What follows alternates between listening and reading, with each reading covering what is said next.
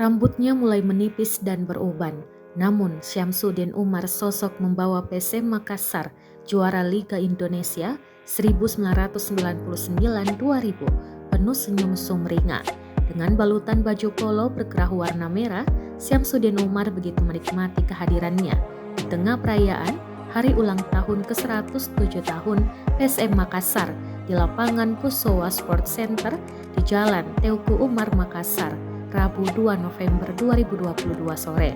Satu persatu pemain hingga petinggi PSM Makassar menyalami Kepala Dinas Pemuda dan Olahraga atau Kadispora Sulawesi Selatan era Gubernur Syahrul Yassin Limpo itu.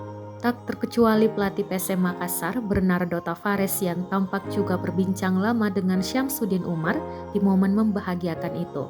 Syamsuddin Umar di momen itu menitipkan pesan optimismenya kepada Bernardo Tavares bahwa di Liga 1 2022-2023 ini PSM Makassar bisa juara. Syamsuddin mengatakan Tavares menyebut ada beberapa tim berbahaya di Indonesia, namun mantan Kadispora Sulsel ini menimpali dengan tidak ada tim berbahaya. Menurutnya yang berbahaya itu jika tim hadapi faktor non-teknis. Tavares pun ingin meraih gelar juara bersama PSM. Syamsuddin Umar pun mendukung keinginan juru taktik 42 tahun itu.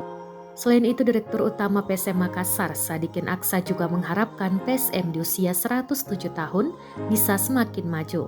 Apalagi PSM dalam tren positif di Liga 1 2022-2023 belum terkalahkan di Liga 1 musim ini dari 10 pertandingan.